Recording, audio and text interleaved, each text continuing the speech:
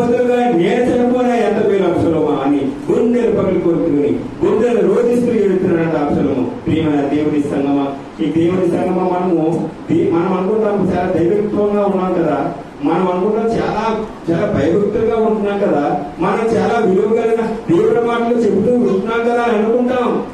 మనం ఏ పూర్వమైన సరే తప్పు చేస్తే దేవుడు వదిలిపెట్టడు. దావీదును వదిలిపెట్టలేడు దేవుడు.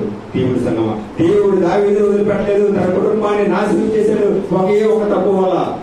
దేవుడు తెలిసిన వ్యక్తి తప్పు చేస్తే, దేవుడు తెలిసిన వ్యక్తి తప్పు చేస్తే తగిన మూల్యం చెల్లించుకోక తప్పదు. యజమానుడుగా కానీ నీ కుటుంబంలో యజమానుడుగానే ఉన్న నీవు తప్పు చేస్తున్నావేమో, సగం కాపుగా ఉన్న నీవు నీ సంఘంలో తప్పులు బోధ చేసి తప్పు చేస్తున్నావేమో, సంఘ పెద్దగా ఉన్న నీవు సంఘంలో సంఘాన్ని నడిపించుకోకుండా తప్పు చేస్తున్నావేమో, ఈ సొసైటీలో మంచి పేరు ప్రఖ్యాతలు ఉన్న నీవు నేను తప్పు చేస్తున్నామో ఒకసారి గుర్తించుకో. దేవుని మాటలు గ్రహించుకుని దేవుని మాటలు వినకపోతే గ్రహిస్తున్నట్టే నటిస్తూ ఉంటున్నావేమో. ఒకవేళ పైకి దేవుడిని చూస్తున్నాడు, జాగ్రత్త.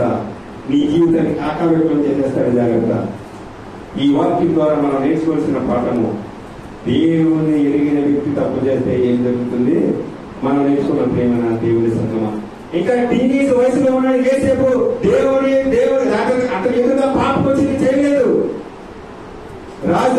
రాణి గారు ప్రోత్సహించింది తప్పు చేయమని, చేశాడా?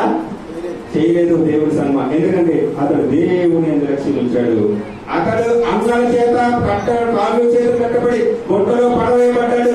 బొట్టలో నుంచి దేవుడు పైకి లేపాడు. ఏం చేశాడు?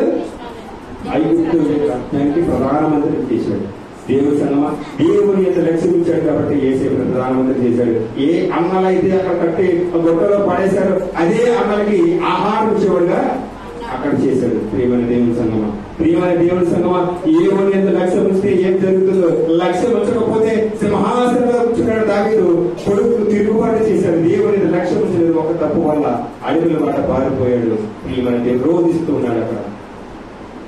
దేవుని తెలిసిన వ్యక్తులుగా, దేవుని యొక్క భక్తులుగా సంవత్సరాలు వెంబడి సంవత్సరాలు గతించిపోతున్నాయి. తరం వెంబడి తరాలు గతించిపోతున్నాయి.